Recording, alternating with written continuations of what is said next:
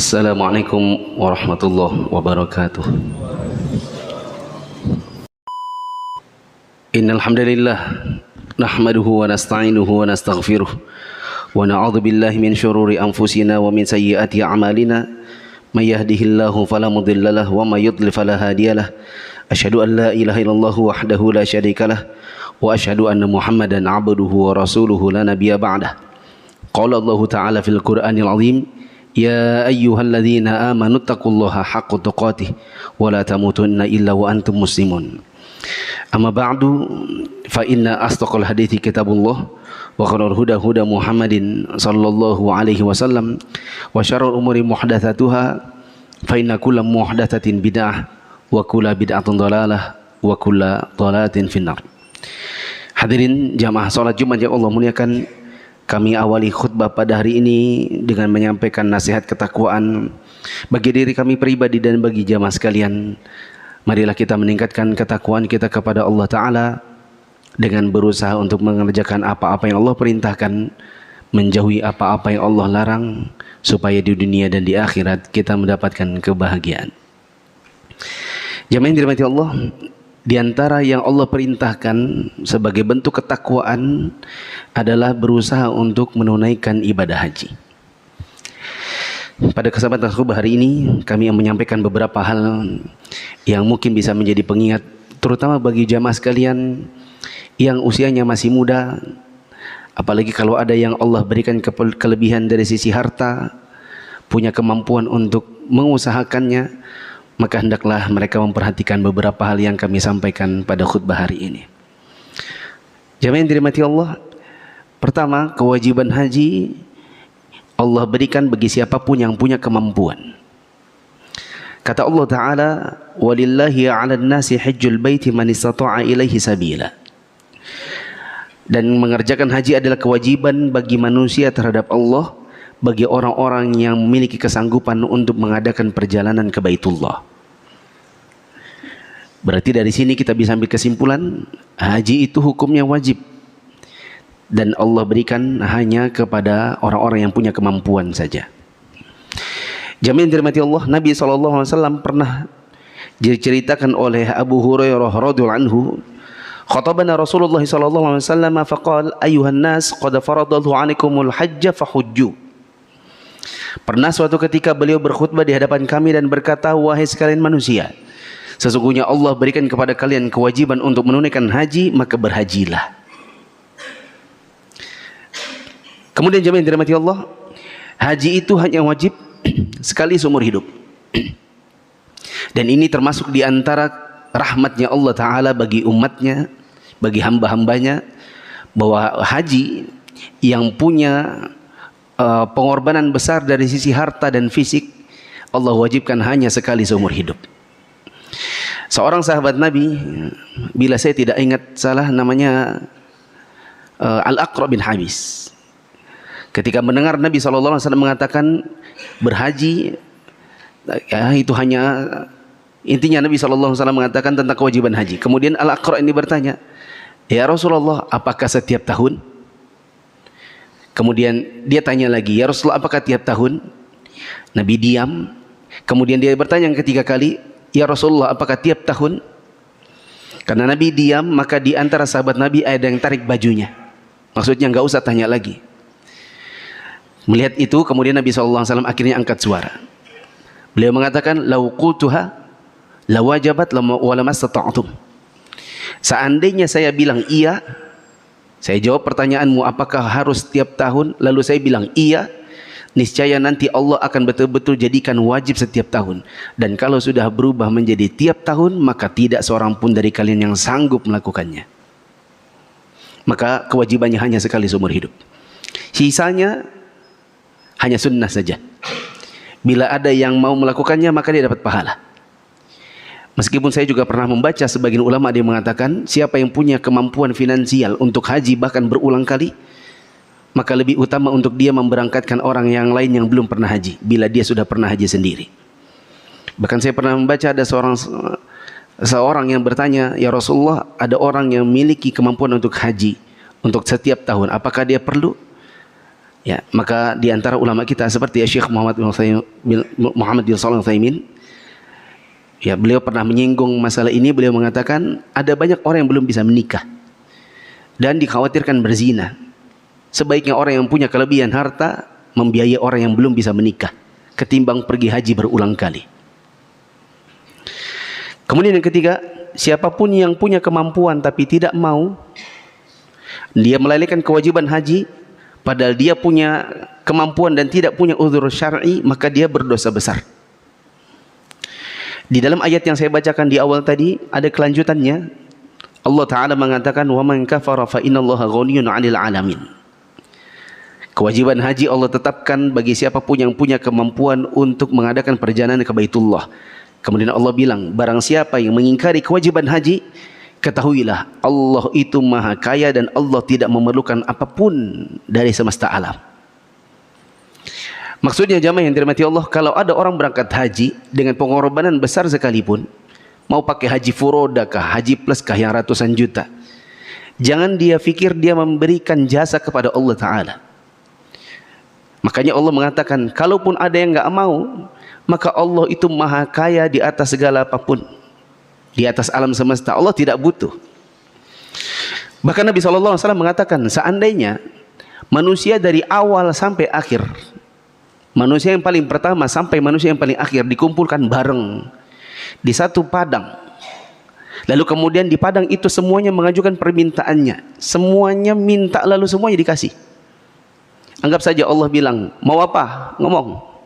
Yang satu bilang minta rumah, yang satu minta tanah, yang satu minta pulau, yang satu minta pesawat jet, yang satu minta iPhone dan lain-lain. Kemudian semuanya yang minta itu semuanya dikasih. Kata Nabi SAW, maka yang berkurang dari kekayaan Allah apabila mereka minta semuanya, hanya seperti engkau mencelupkan jarum ke dalam lautan, lalu jarum itu kamu angkat. Nah, berapakah tetesan yang ada di jarum itu? Segitu saja yang hilang dari lautan. Seperti itu pula hanya yang keluar dari kekayaan Allah bila semuanya minta, semuanya dikasih.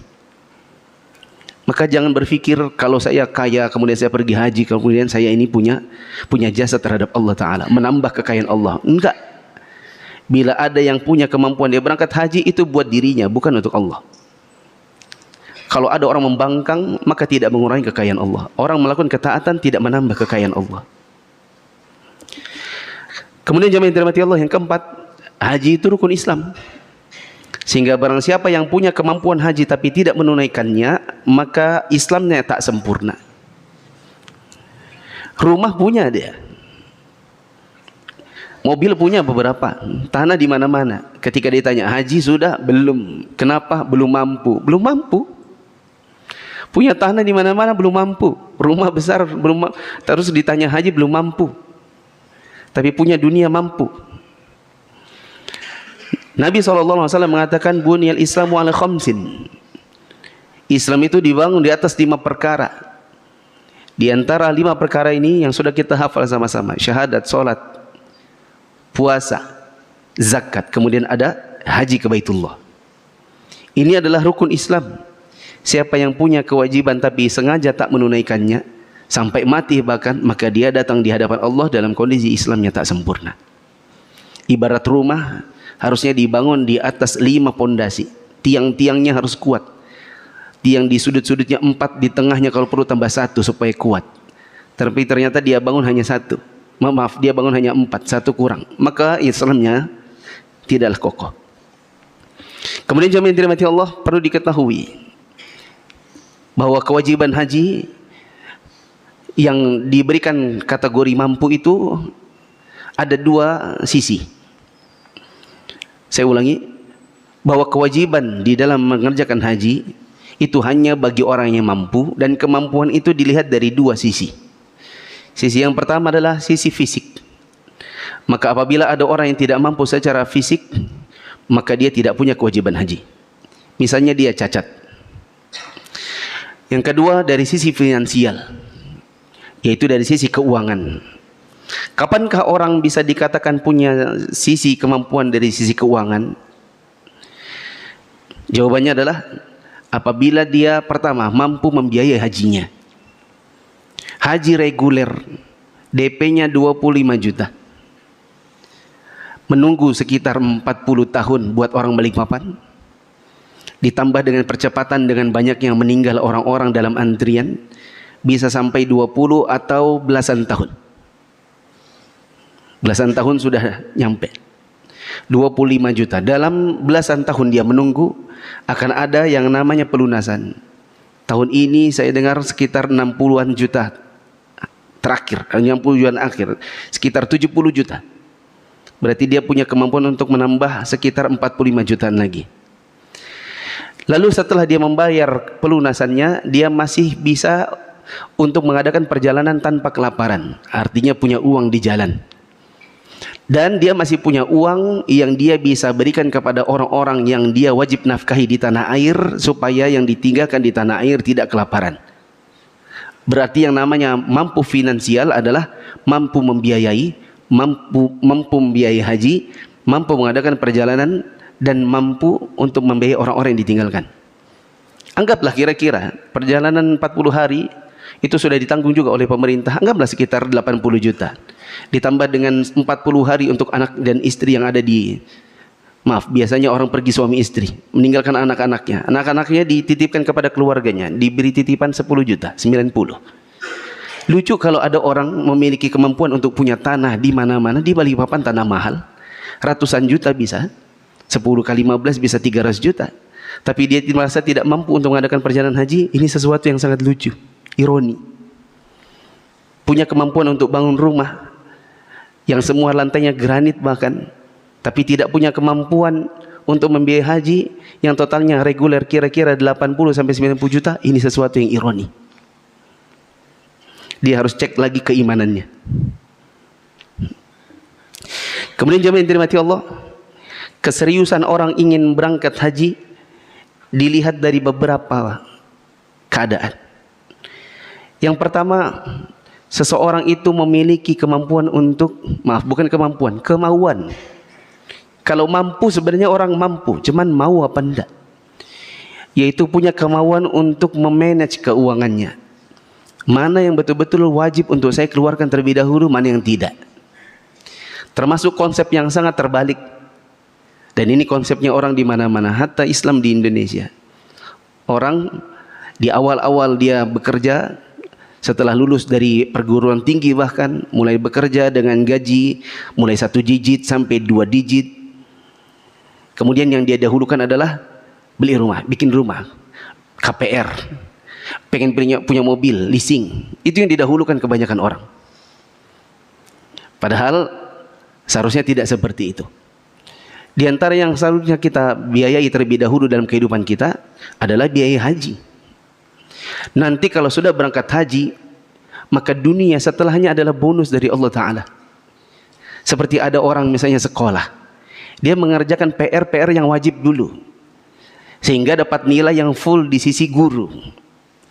Adapun yang tidak wajib nanti dulu. Nanti kalau ada kelebihan baru dikerjakan. Kelebihan waktu misalnya untuk nambah-nambah nilai. Tapi seharusnya yang wajib dulu yang diikuti. Yang kedua yang dikerjakan. Yang kedua jamaah yang dirahmati Allah, bila dia punya kemampuan untuk membayar DP, maka hendaknya dia segera membayar DP. Ini termasuk bagian dari keseriusan. Tadi saya katakan DP-nya 25 juta, datang ke bank syariah. Nanti akan diberikan keterangan. Jangan lupa keterangannya jangan sampai hilang. Karena saya pernah mendengar ada beberapa orang yang di masa Covid kehilangan berkas. Karena ada peralihan dari bank BNI Syariah ke bank BSI. Lalu suratnya hilang. 25 jutanya sudah tidak terdeteksi. Maka nanti kalau datang ke bank lalu kemudian mendaftar, kertasnya jangan ditunda-tunda. Langsung bawa ke Kemenak, ke bagian haji. Atau ke Kemenhaj. Kalau di zaman sekarang. Dibawa langsung daftar, langsung foto, lalu kemudian kita punya berkas yang sangat penting yang berisi perkiraan tahun berangkat. Nanti akan ada data yang kita bisa cek di website atau kita cek di aplikasi. Nanti di situ akan bisa kita cek tiap tahun. Oh, waktu pertama kali daftar 2053. Tiba-tiba setelah setahun jadi 2050. Setelah setahun naik lagi 2040, nanti lama-lama jadi 2030, lama-lama berangkat. Jadi DP dulu, itu menunjukkan Anda serius. Kalau ada orang ditanya, punya 50 juta? Oh ada. Sejak kapan punya? Oh udah bertahun-tahun. Sudah punya porsi haji? Sudah punya nomor antrian? Belum. Oh enggak serius berarti. Berarti cuma pengen saja, tapi tidak serius. Wallahu a'lam bishawab. Aqulu qouli hadza wa astaghfirullah li wa lakum wa lisal mu'minin innahu huwal ghafurur rahim. Alhamdulillah wa kafa wassalatu wassalamu ala rasulillahil mustafa wa ala alihi wa ashabihi wa man iktafa. Hadirin jamaah salat Jumat yang Allah muliakan, kami tambahkan satu informasi yang sangat penting. Semoga bisa menjadi edukasi, karena banyak orang yang belum teredukasi masalah ini, lalu kemudian salah jalan intinya. Jamaah yang dirahmati Allah, orang kalau mau berangkat haji, maka seharusnya dia menjalankan prosesnya dengan proses yang legal. Baik legal secara syar'i maupun legal secara tata aturan negara. Yang kedua, yang namanya legal, Anda berangkat dengan visa haji, bukan visa umroh. Visa haji yaitu betul-betul di dalam visa tertera bahwa dia akan berangkat dalam rangka haji. Sebagian orang diiming-imingi travel, diiming-imingi bahkan ustadz-ustadz diajak pergi umroh. Setelah pergi umroh sampai di sana punya beberapa hari, kemudian bikin KTP-nya asli tapi abal-abal isinya. Misalnya beberapa tahun yang lalu saya punya teman, dia bikin KTP di bulan Ramadan tertulis tukang pecah batu. Tapi dia tidak pernah mengerjakan tugas itu. Setelah selesai punya KTP dia pulang. Setelah pulang lalu kemudian kembali di masa haji kucing-kucingan. Nggak pakai baju ihram. Naik bus ramai-ramai melewati checkpoint dalam kondisi tidak pakai baju ihram. Diakali dengan cara bayar dam. Ini ngawur sudah. Ini disebut dengan haji skema dakhili. Bila ada yang menawarkan kepada Anda, jangan mau. Apalagi di zaman sekarang, pemerintah Saudi sudah membaca taktik seperti ini. Dulu 2023, 2024, 2025 sempat lolos banyak. Lolos karena ternyata bisa bikin KTP. Sekarang pemerintah Saudi sudah tahu taktik seperti ini dilakukan orang Indonesia, maka dibikinlah pengajuan tasrih haji tidak akan bisa kalau orangnya tidak tinggal dulu 1 tahun. Kemudian jamaah yang dirahmati Allah, yang namanya visa haji itu ditempuh dengan beberapa model. Pertama, reguler. Reguler ini lebih murah tapi lebih mahal. Bisa membayar 25 juta untuk DP, dapatkan berkas, pergi ke Menhaj, foto, nanti punya data, punya nomor antrian. Kalau di Balikpapan kira-kira waktu tunggu awalnya sekitar 40-an tahun. Nanti sedikit demi sedikit bisa maju dengan perginya orang, dan bisa jadi dengan adanya penambahan kuota atau meninggalnya banyak antrian. Model yang kedua, haji plus. Ini setengah lebih mahal, maaf bukan setengah, tapi beberapa kali lipat lebih mahal, tapi waktu tunggunya lebih singkat. Bayar sekitar $4.500, jadi sekitar 64 jutaan. Bayarnya ke travel. Travel punya kewajiban dalam 2 minggu mendaftarkan ke Kemenhaj. Nanti akan keluar nomor antrian. Yang mengantrinya kira-kira 5 sampai 7 tahun. Rata-rata 7 tahun baru berangkat. Tapi totalnya nanti sekitar 16.000 atau 17.000 dolar. Ya sekitar anggaplah 275 juta. Model yang ketiga, haji furoda. Haji furoda itu adalah haji yang visanya dibeli dari orang Saudi. Tapi tahun ini dan tahun lalu sudah tidak ada. Pemerintah Saudi membaca praktek-praktek yang ada di Indonesia, mereka meniadakan haji furoda. Meskipun dia hajinya adalah haji yang legal, tapi di tahun ini tiadakan. Maka kalau ada orang nawarin Anda, ayo harganya 300 juta, 800 juta, 400 juta, lalu ditawarkan dengan haji furoda, maka jangan mau. Insya Allah itu penipu. Meskipun travel bagus yang nawarkan. Meskipun juga katanya ini sudah dilegalisasi oleh Kemenhaj, jangan mau. Nanti ujung-ujungnya Menteri Agamanya ditangkap lagi. Kemudian yang keempat adalah haji mujamalah. Haji mujamalah visanya dibeli dari orang Indonesia. Karena pemerintah Saudi seringkali memberikan hadiah-hadiah berupa visa. Sebenarnya hadiahnya hadiah haji. Diberikan kepada pejabat-pejabat tertentu, diberikan kepada tokoh-tokoh tertentu, tokoh ormas, bahkan artis yang dianggap punya pengaruh bagus. Tetapi sebagian dari mereka tidak mau mengambilnya, maka visanya dijual oleh orang Indonesia ke orang Indonesia. Ini namanya mujamalah. Yang seperti ini masih ada di tahun ini. Dia legal tetapi kuotanya sedikit. Maka kalaupun nanti mengambil, bisa jadi travelnya mengambil 100 tapi yang keluar cuma 10, 20. Nah, menjadi reguler plus sama mujamalah. Jamaah yang dirahmati Allah, jangan sampai tertipu dengan penawaran-penawaran haji di masa ini. Dikarenakan sejak Covid, maka banyak skema-skema yang berubah, yang dulunya ada sekarang sudah tidak ada. Yang dulunya banyak sekarang tidak, dan seterusnya. Hati-hati untuk bisa mendaftar haji, maka yang paling aman menurut saya bila uangnya kurang, reguler. Bila uangnya cukup banyak, plus. Itu insya Allah sudah mencukupi untuk menjadi keseriusan kita memenuhi panggilan Allah untuk mengerjakan ibadah haji. Semoga yang belum pernah haji Allah mudahkan untuk berangkat haji dan Allah lapangkan rezekinya. Ini adalah hari Jumat, hari di mana Rasulullah SAW mensunnahkan untuk memperbanyak salawat kepada beliau. Allah Ta'ala berfirman, Inna Allaha wa malaikatahu yusalluna ala nabi, ya ayyuhalladzina amanu sallu alaihi wa sallimu taslima. Allahumma salli ala Muhammad wa ala ali Muhammad kama sallaita ala Ibrahim wa ala ali Ibrahim innaka Hamidum Majid. Allahumma barik ala Muhammad wa ala ali Muhammad kama barakta ala Ibrahim wa ala ali Ibrahim innaka Hamidum Majid. Allahumma fir lil muslimina wal muslimat wal mu'minina wal mu'minat al ahya'i minhum wal amwat innaka sami'un qaribun mujibud da'wati qadiyal hajat. Allahumma anfa'na bima 'allamtana wa 'allimna ma yanfa'una warzuqna ilma. Allahumma inna na'udzubika min 'ilmin la yanfa' wa min qalbin la yakhsha wa min nafsin la tashba' wa min da'watin la yustajabu laha.